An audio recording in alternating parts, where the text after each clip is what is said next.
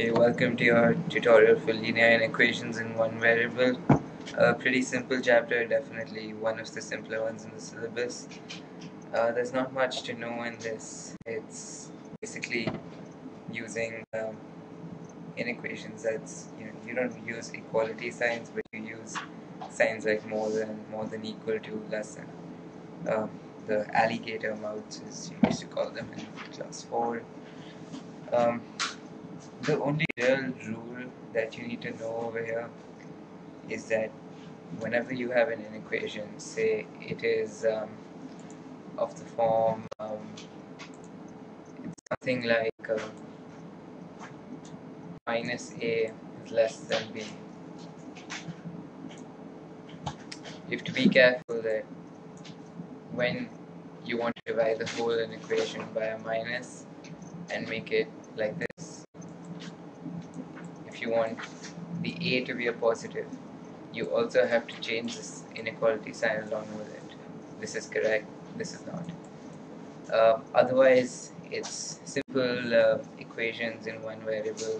You can take things to the other side, multiply, divide, subtract, anything. But just be careful while multiplying or dividing by a negative. Always change the inequality sign. And also, if the question specifies an equal to sign like this, never forget to put it here as well. Okay. The other big thing in this chapter, it's a small thing but it counts as big in this chapter, is learning how to plot inequations on a number line. So it's not as basic as it sounds, but it's not that hard. I'm just gonna make a few numbers here. It's not to scale. Say -2, -1, 0, 1, 2, 3, so on. So say your inequation, you solve it and you get the answer as x belongs to say 2 comma 5.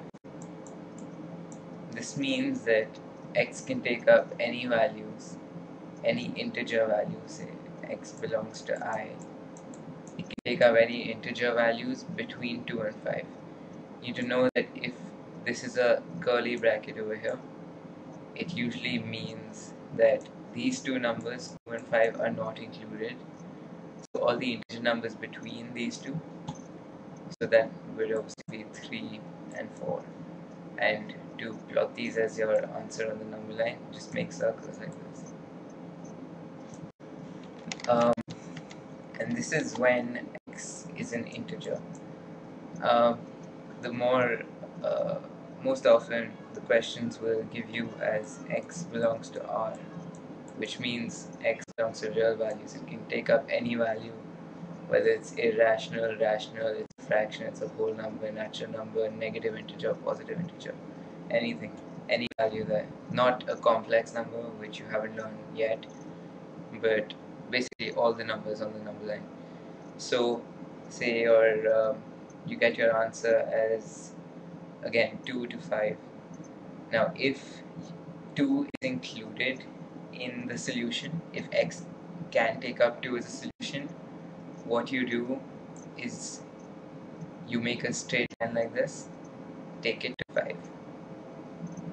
This is if 2 and 5 are both included, and just highlight it like this.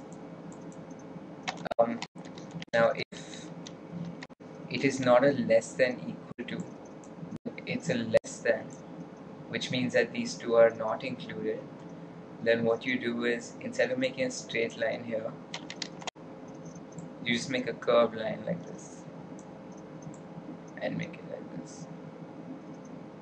That's a bit too long, but you get the point. Also, some people prefer to make it like this. They'll make a hollow circle here and another hollow circle here if 5 is not included. To figure out whether a number is included or not, you just look at, say your answer comes out to be 1 less than equal to x less than 6.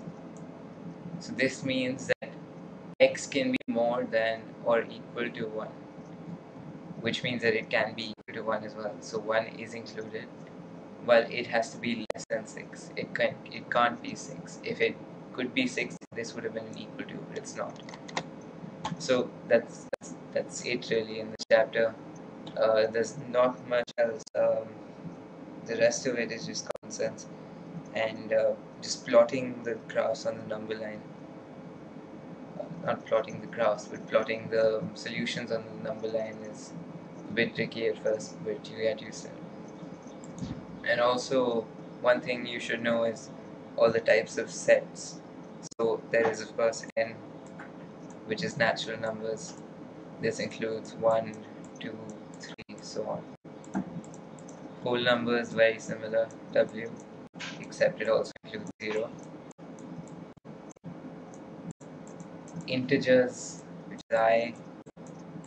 This includes every number which is not a fractional part. So all the way from minus infinity all the way to positive infinity. So it includes -1, 0, 1, so on both sides. Q represents rational number. So rational number is any number with form p upon q, where q is not equal to 0. So it's any number which can be expressed as a fraction. So say 5 by 1, which is 5, that's definitely rational. 3 by 2 is rational, but 1 by 0 is not rational, that's infinity. Real numbers, as I told you, it's every number except for complex numbers. It's every number on this number line. Everything between 5 and 6 is included. It's not just 5 and 6, it's even 5.0001 is included. So, which is why we highlight this whole region. If we just had to, if the set was say integers, then we would have just highlighted the numbers like this. Nothing in between.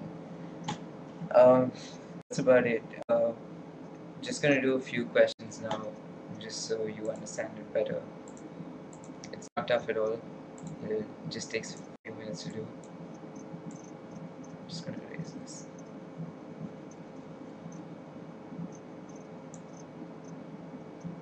So these are just a couple of questions, random questions that I picked out. This one is from ICSE 2007. You'll be asked these sort of questions very often in section A. X belongs to R, not surprising at all, because this is the most tricky one. Firstly, you're going to solve the inequation, and it's pretty clear over here that if you multiply each of these by 3, you're going to eliminate the fractions. So that could be our first step. So multiplying each of the elements by 3, you get this would be minus 8 by 3. So it's minus 8 by 3 less than equal to x plus 1 by 3 less than 10 by 3. Multiplying it by 3, you get minus 8 less than equal to 3x plus 1 less than 10. Then you can take both of these separately. So first we'll take this one. Take this, only the left side first, forget the less than 10. Just solve this. Take the 1 to the other side, so you get minus 9 less than equal to 3x. So minus 3 less than equal to x. Then the other one, take these two now. So take the 1 to the other side again, 3x less than 9x less than 3. So from these two, just link them up together. Minus minus 3 less than equal to x and less than 3. And they also asked you to draw the solution on the number line. So just gonna draw a small number line here.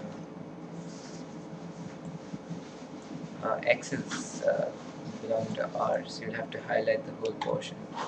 Say this is minus 3, take this as 3. So all the way from here to here. I haven't marked the other numbers, but you have to do that, and also take them to scale. And also note over here that this is a less than equal to, which means that minus 3 is included in the solution, while over here 3 is not included in the solution. So as I told you earlier, just make a slight curve where it is not included, and then just highlight it.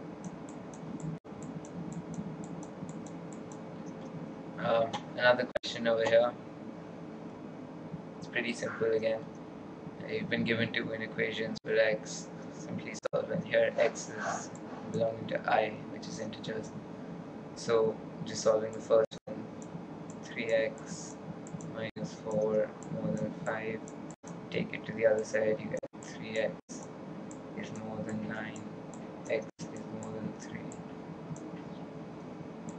Solving the other one, 2x plus 6 less than 14, 2x less than 8, x is less than 4. This can be written as 3 is less than x, so it's reversing the side. And so you can link these together and write 3 is less than x is less than 4. Now note that these are both less than, they're not less than equal to.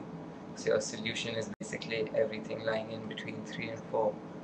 But here you look at this, it says x belongs to integers, and there are no integers between 3 and 4. 3 is an integer, 4 is an integer. Between these are all just real numbers. They are not included in integers, so the answer to this question is actually no solution. So you write it as x belongs to a not set. That's all there really is in this chapter. All you have to remember is if you're multiplying, dividing by negative, don't forget to change the sign. And also pay special attention to whether it is a more than or a more than equal to. Same way for less and less than equal to. And don't forget to put the little curve if it's not included.